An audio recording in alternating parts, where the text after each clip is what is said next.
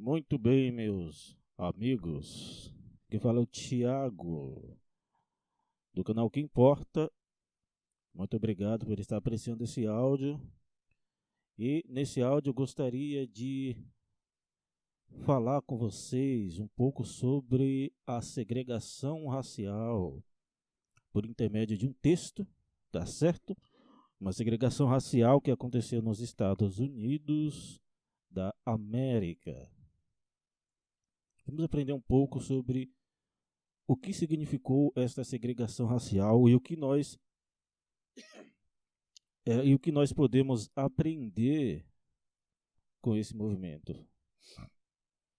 Bom, a segregação racial aconteceu nos Estados Unidos depois da abolição da escravidão. Os negros americanos continuaram a ser marginalizados por meio da segregação forçada e da diminuição do acesso a instalações como moradia, educação e outras oportunidades que só foram aumentando em relação entre brancos e pretos. Bem, a segregação é a prática de exibir moradia, educação e outros serviços, como já foi dito, separados para pessoas de cor, certo? A segregação foi transformada em lei vamos dizer, várias vezes na América do século XVIII e XIX, pois alguns acreditavam que negros e brancos eram incapazes de coexistir. E na preparação para a libertação de escravos sobre a chamada 13ª Emenda, os abolicionistas discutiram sobre qual deveria ser o destino dos escravos, uma vez que fossem libertados. Um grupo defendeu a colonização, seja devolvendo os escravos para a África ou criando sua própria pátria.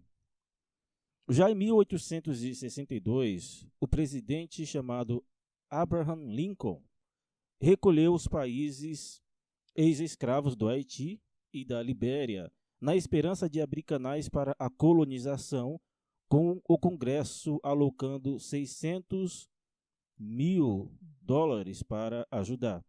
Embora o plano de colonização não tenha dado certo, o país, em vez disso, iniciou um caminho de segregação legalmente obrigatório. Veja que os primeiros passos em direção à segregação oficial vieram na forma de códigos negros, os chamados códigos negros. Essas foram leis aprovadas em todo o Sul a partir de 1865, que ditavam a maioria dos aspectos da vida dos negros, incluindo onde eles podiam trabalhar e viver. Ora, os códigos também garantiram a disponibilidade dos negros para a mão de obra barata, depois que a escravidão foi abolida. A segregação logo se tornou a política oficial imposta por uma série de leis sulistas. Bom, por meio das chamadas leis Jim Crow, em homenagem a um termo depreciativo para os negros, os legisladores segregaram tudo, desde escolas, áreas residenciais, parques públicos, teatros, piscinas, cemitérios, asilos, prisões e, claro, residências. Havia sala de espera separadas para brancos e negros em escritórios profissionais e, em 1915, Oklahoma se tornou o primeiro estado a segregar gabinetes telefônicas públicas. As faculdades foram segregadas e instituições negras separadas, como, por exemplo, a Howard University, em Washington, e a Fisk University, em Nashville, Tennessee também, foram criadas para compensar. O Instituto Hampton, da Virgínia, foi estabelecido em 1869 como uma escola para jovens negros, mas com instrutores brancos ensinando habilidades para relegar os negros em posições de serviços aos brancos. Em 1875, a Câmara e o Senado, controlado pelos republicanos, aprovaram um projeto de lei de direitos civis proibindo a discriminação em escolas, igrejas e transporte público. Mas o projeto de lei foi mal executado e foi, neste caso, rejeitado pela Suprema Corte em 1883. Então, em 1896, a Suprema Corte decidiu em Plessy-Ferguson que a segregação era constitucional. A decisão estabeleceu a ideia de separados, mas iguais.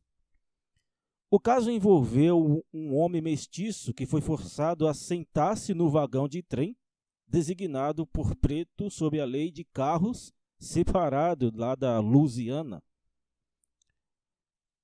E, como parte do movimento de segregação, algumas cidades instituíram leis de zoneamento que proibiram as famílias negras de se mudarem para blocos dominados por brancos.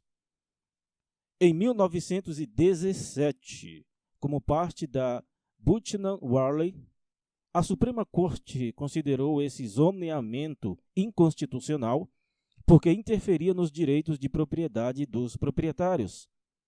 Bem, usando brechas nessa decisão na década de 1920, o secretário de Comércio Herbert Hoover criou um comitê de zoneamento federal para persuadir os conselhos locais a aprovar regras que impediam famílias de baixa renda de se mudarem para bairros de renda média, um esforço que visava famílias negras, obviamente.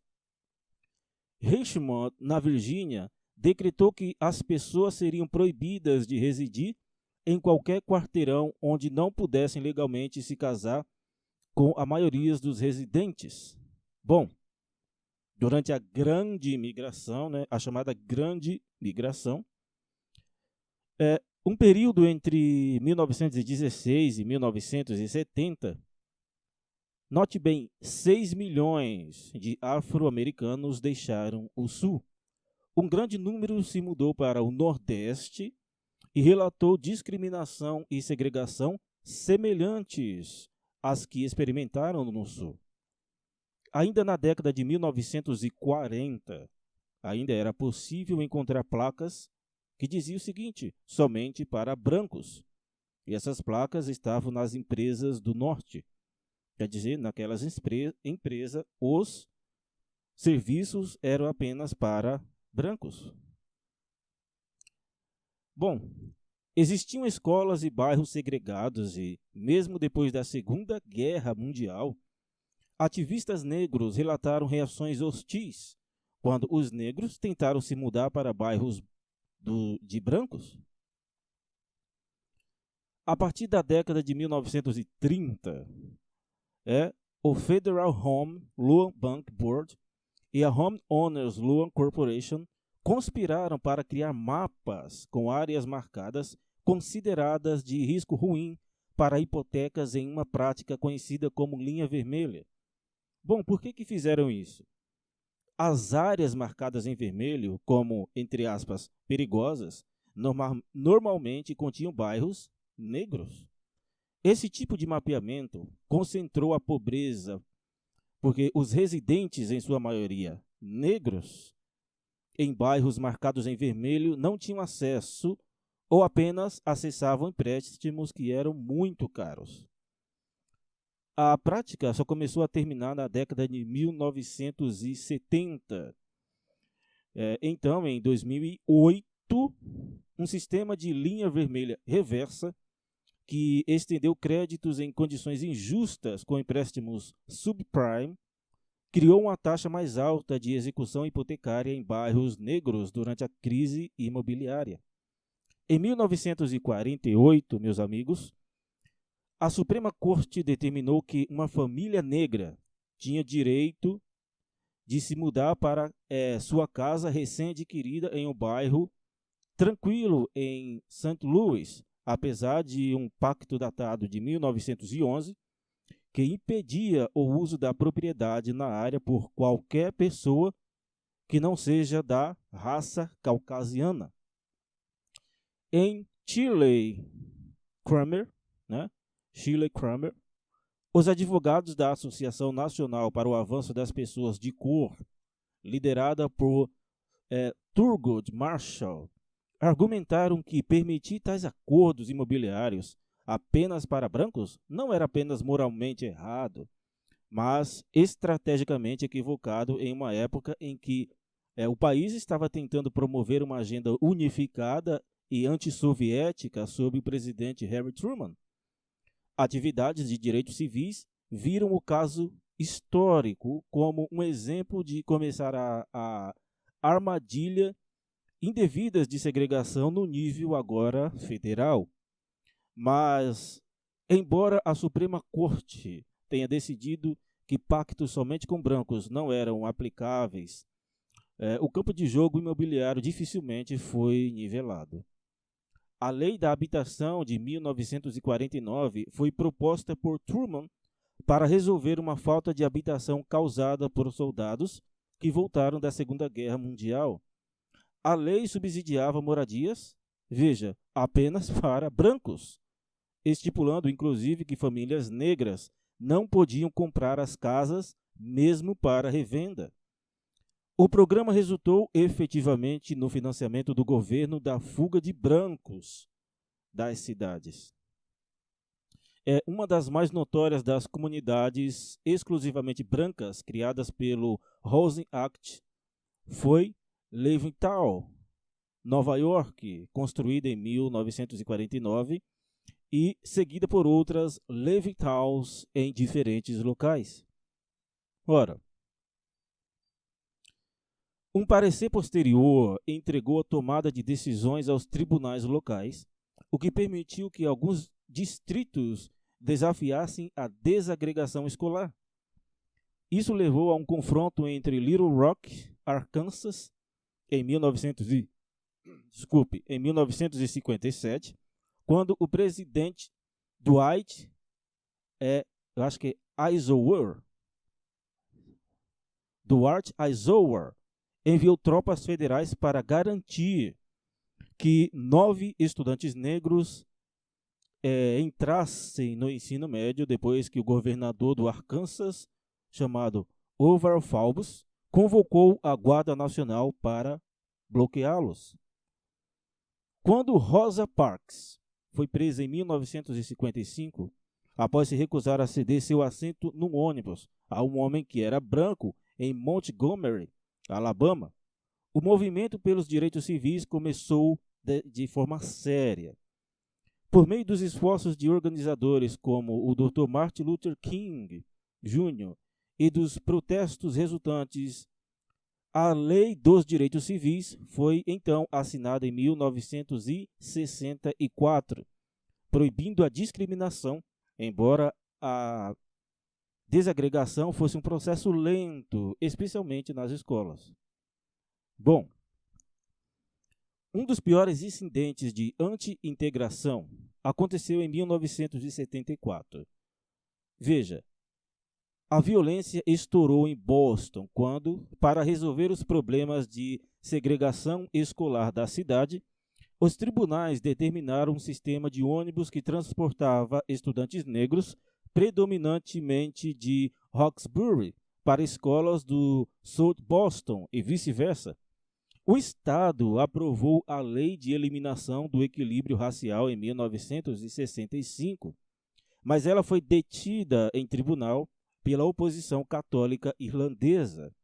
A polícia protegeu os estudantes negros enquanto vários dias de violência eclodiram entre a polícia e os residentes de Saltier. Multidões brancas saudaram os ônibus com insultos e mais violência explodiu entre os residentes de Saltier e as multidões em retaliação de Roxbury. Policiais estaduais foram chamados até que a violência diminuísse depois de algumas semanas. Bom, a segregação persiste no século XXI. Estudos mostram que, embora o público apoie esmagadoramente as escolas integradas, apenas um terço dos americanos deseja a intervenção do governo federal para aplicá-las. O termo escola do apartheid descreve escolas ainda existentes, em grande parte segregadas, onde os brancos representam de 0 a 10% do corpo discente. O fenômeno reflete a segregação residencial em cidades e comunidades em todo o país, que não é criada por leis abertamente raciais, mas por decretos locais que visam as minorias de forma desproporcional.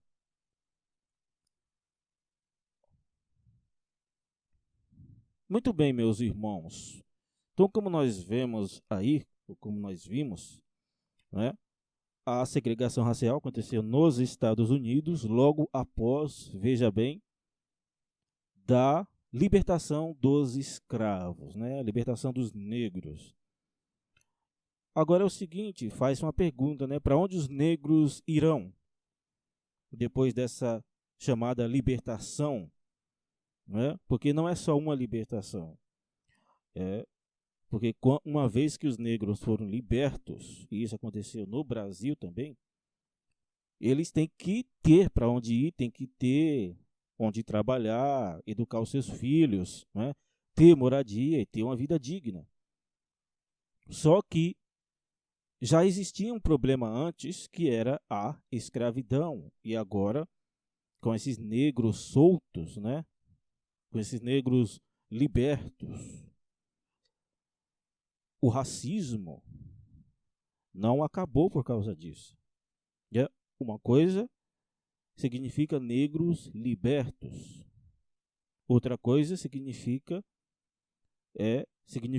por exemplo, se não houvesse o racismo. Se o racismo, nesse caso, tivesse acabado com a libertação dos negros, mas não acabou.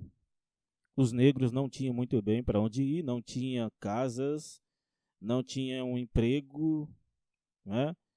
Enfim, depois da escravidão, obviamente, veja, se você é um negro escravo e é liberto, para onde você vai? Você, nesse caso, vai ficar numa situação difícil.